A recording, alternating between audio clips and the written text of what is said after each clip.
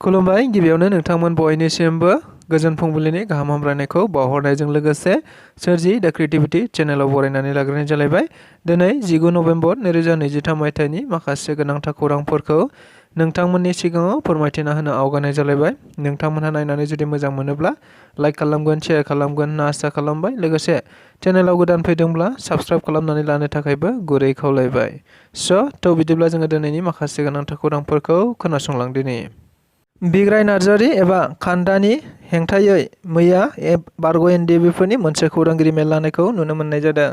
थारैनो जों बयबो खौरां एबा समाजारि बिजोंनि गेजेरजों मिथिनो मोनबाय थानाय जादोंमोन दि थांनाय दाखालि बावैसो सान सिगां बारग' एनडिएफबिनि सासे सोद्रोमा बिग्राय नार्जारि एबा खान्दा मुङै मिथिजानाय बारग' एनडिएफबिआ खौरांगिरिफोरनि गेजेरजों गोबांथार बाथ्राखौ बुंथिनायखौ नुनो मोननाय जादोंमोन, जेराव बिथाङा आथिखालनि बिटिआरनि मानगोनां गाहाय मावफुं सोद्रोमा प्रमद बर'नि सायाव गोबांथार अजद होनायखौ नुनो मोनदोंमोन, जेराव बिटिआरनि गाहाय मावफुं सोद्रोमा प्रमद बर'आ रन्जन दैमारिखौ माब्लाबाबो जेलनिफ्राय गनायखौ हास्थाया, लोगोसे प्रमद बर'आ खौसेथिखौ हास्थाया होननानैबो बुंथिनाय जादोंमोन। बेनि अनगायैबो बारग' एनडिएफबि एबा आथिखाल बिटिआरनि गाहाय मावफुं सोद्रोमा गबिन्द बसुमतारीनि हेंथायैबो गोबांथार बाथ्रा बुंथिनायखौ नुनो मोनबाय थानाय जादोंमोन, जायखौ लानानैनो मैया माखासेबाव बारग' एनडिएफबिफोरा बिथां बिग्राय नार्जारिनि हेंथायै माखासे अजद होनाय एबा खेंफोरथि होनायखौ नुनो मोननाय जादों। मख'नो गोनांदि बिथांमोना खौरां बिजोंफोरनि गेजेरजों बुंथिनानै होनाय बायदिब्ला बिग्राय नार्जारिया सासे जाम्बासो, बियो ओंथि गैयै बाथ्राफोरखौ बुंथिलागासिनो दङ। थारैनो जोङो रन्जन दैमारि सारखौ गजानो लुबैदोंब्ला जोङो सरकारनि हेंथायै मानो जादों? सरकारखौ जोङो रायनानै बोरैहाय सरकारा जोंनि सायाव खामानि मावगोन? सरकारजों जोङो खामानि मावजानो लुबैदोंब्ला सरकारखौ फुस्लायनानैसो जोङो बाथ्राखौ बुंनांगोन। लोगोसे बिथाङा बेफोरबायदि बाथ्राखौ बारग' एनडिएफबिनि जानानै दाबुंथों। बिथाङा बबेबा राजखान्थि दोलोआव थानानै बेफोरबादि बाथ्राखौ बुंथों होननानैबो गोख्रों रावजों बिबुंथि होनायखौ नुनो मोनबावदों। फैगौ बिटिआरनि बिसायख'थियाव खाम्फा बरगयारि बिथाङा 14 नं चिरांदुवार बियाबाव इउपिपिएल राजखान्थि दोलोनि जानानै गेलेगोन। लोगोसे आङो परबतजरा बियाबनि सिङाव थानाय 1 नं परबतजरायाव मुनमुन ब्रह्मनि हेंथायै राजखान्थि गेलेगोन बाथ्राखौ बुंथिनानै होदों बिटिआरनि आथिखालनि हाग्रा बिफाननि मावफुं सोद्रोमा रनजित बसुमतारी बिथाङा।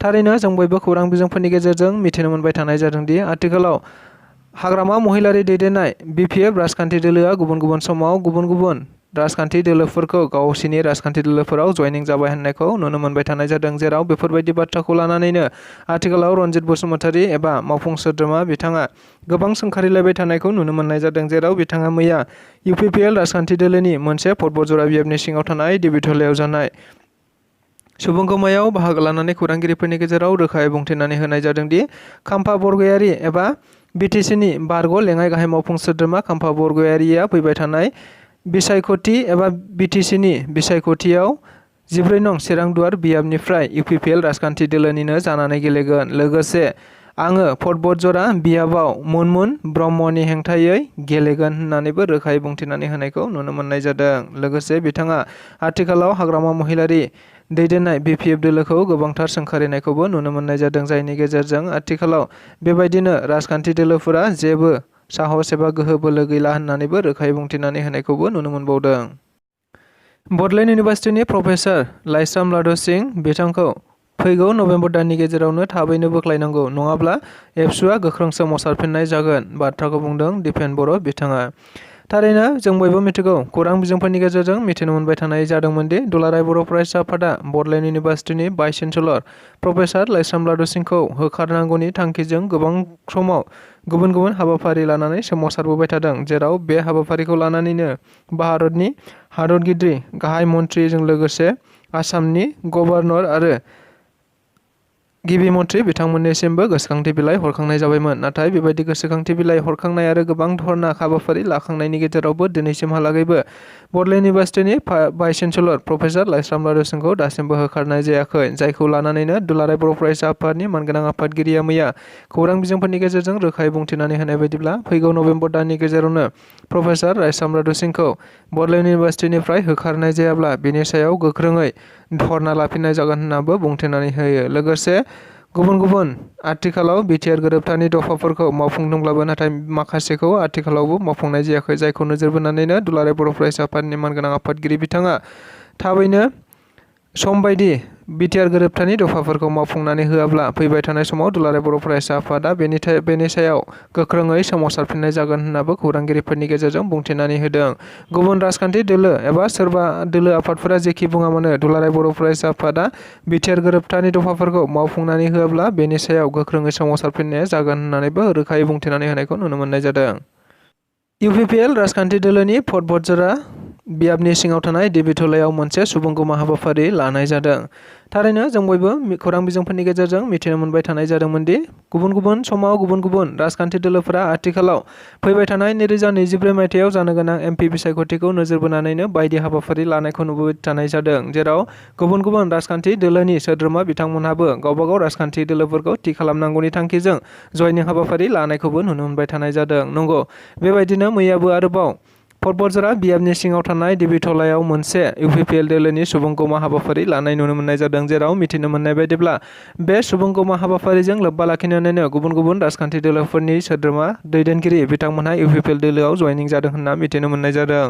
मख'नो गोनांदि मैयानि बे हाबाफारियाव गुबैयै आथिखालनि बिटिआर सरकारनि मानगोनां गाहाय मावफुं सोद्रोमा बिथाङा गाहाय आलासि महरै बाहागो लाफैदोंमोन। लोगोसे बे हाबाफारियावनो आथिखालनि आसामनि केबिनेट मन्थ्रि उर्खाव गोरा ब्रह्मजों लोगोसे इउपिपिएल राजखान्थि दोलोनि वार्किं प्रेसिडेन्ट रोनगोरा एबा एमपि रोनगोरा नार्जारिजों लोगोसे एमएलए लरेन्स इस्लारि आरो बिटिआरनि माखासे मावफुं सोद्रोमा लोगोसे दैदेनगिरि बिथांमोनखौबो हाबाफारियाव बाहागो लानायखौ नुनो मोननाय जादों। क'क्राझारनि सरायखलायाव थानाय 7 आसाम पुलिस बेटेलियननि पेरेड ग्राउन्डआव गासै 489 सोद्रोमाफोरा ट्रेनिं जोबखांनानै समायखिरा लानाय हाबाफारि। थारैनो जों बयबो खौरां बिजोंफोरनि गेजेरजों मिथिनो मोनबाय थानाय जादोंमोन दि आसामनि गिबि मन्थ्रि डक्टर हेमन्त बिश्व शर्माया गावनि खोथा होनाय बायदियैनो आथिखालाव गोबां लाइमोनफोरखौ साख्रियाव थिसनबाय थानाय जादोंमोन, जेराव बेबायदिनो आसाम पुलिसावबो गोबांथार लाइमोनफोरखौ आसामनि गिबि मन्थ्रि डक्टर हेमन्त बिश्व शर्मानि बिथोन बायदियैनो थिसनथाइ होनायखौ नुनो मोनबाय थानाय जादोंमोन।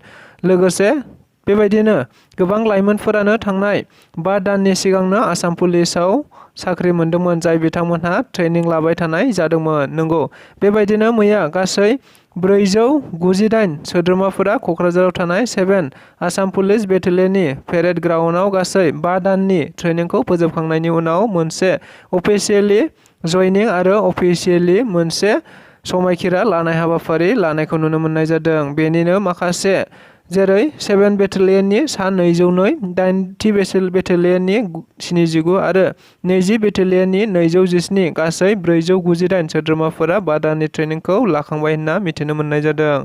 मख'जाथावदि मैयानि बे ट्रेनिं जोबनाय हाबाफारि आरो समायखिरा लानाय हाबाफारियाव गुबैयै inspector general of police training and arm force and कमिउनिकेशननि गाहाय मुश्री अखिलेश कुमार सिंह आइपिएसजों लोगोसे आसाम पुलिसनि गोजौ थाखोनि बिबानगिरि बिथांमोनहाबो हाबाफारियाव बाहागो लाफैनायखौ नुनो मोननाय जादोंमोन।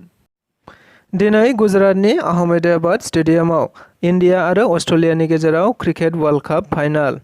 थारैनो देग्लाय 2023 मायथाइनि क्रिकेट वर्ल्ड काप गेलेनाया इन्डियायावनो जाबाय थानायखौ नुनो मोनबाय थानाय जादों। बेजों लोगोसे भारतआबो बे गेलेनायाव गिबि समनिफ्राय जागायनानै दाखालि सेमिफाइनालसिमहालागै मोनसेबो खेलायाव भारतनि हानजाया जेनाखै, जायनि गेजेरजों बिथांमोनहा दाखालि थांनाय 17 नबेम्बरखालि गेलेनानै बिथांमोनहा निउजिलेन्डखौ गोरलैयैनो फेजेननो हानानै फाइनालाव सौहैनो हायो। लोगोसे गुबुन फारसेथिं अस्ट्रेलियाया साउथ आफ्रिकाखौ फेजेननानै आथिखालाव फाइनालसिम सौहैनो हायो। बेनिनो दिनैहाय अस्ट्रेलिया आरो इन्डियानि गेजेराव फाइनाल गेलेनाया गुजरातनि आहमेदाबाद स्टेडियामाव जागोन होनना मिथिनो मोननाय जादों। मख'जाथावदि भारतनि आथिखालनि क्रिकेट हानजाखौ दैदेननाय एबा केप्टेन महरै सामलायदों रहित शर्मा, जाय रहित शर्मानि सामलायनायाव इन्डियाया जागायनायनिफ्राय गेलेनानै आथिखालसिम मोनसेबोलागै खेलाखौ जेनाखैमोन, जायनि गेजेरजोंनो भारतआ आथिखालाव मुलुगनि गेजेरावनो मोनसे